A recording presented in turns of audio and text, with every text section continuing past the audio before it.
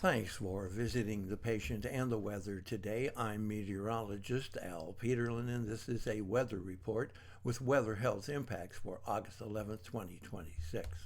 We do keep additional graphics at tpatw.com. We also maintain a storefront on Amazon. Looking at the surface map, for Tuesday, we still have that lingering, almost stationary front stretching from Montana to Kansas, across to Chicago, over to Cleveland, and really across then to the east, all the way to Boston. Unsettled weather across the southwest, all of the Four Corners, and even now into Southern California and Nevada.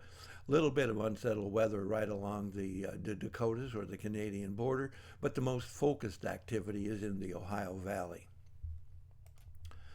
Looking at our vitality index, it is a composite of where the individual weather elements may have an impact on human health, and you can see that we have a spotty shower-driven activity here across the west and the southwest, but we have a more concentrated southerly flow of moist Gulf air all the way up the plains and everywhere east, but the most concentrated area of activity is generally here in the Ohio Valley. Interesting little aspect of instability down here just west of Florida, and it'll keep a little bit of moisture across Florida. Looking at pressure change, it's quite amazing, but there's very few day-to-day changes in pressure. No major systems really building or pushing.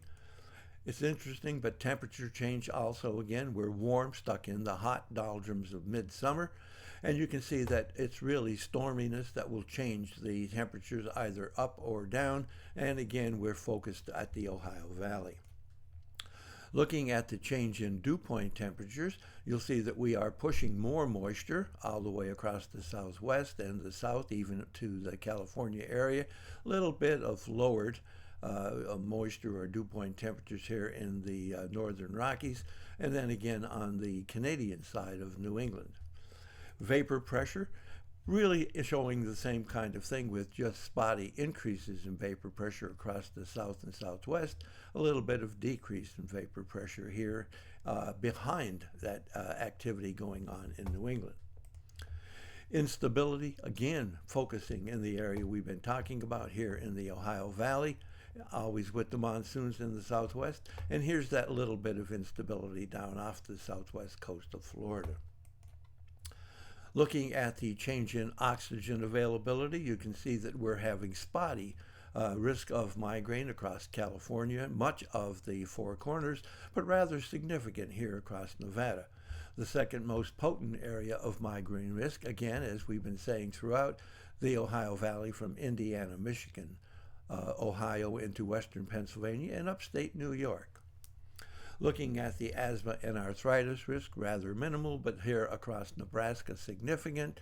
Note that we have one little area here about Houston in South and East Texas, another area here in Wilmington, North Carolina. Thanks for visiting the patient and the weather. Your comments are appreciated. If you hurt, tell us where you're located.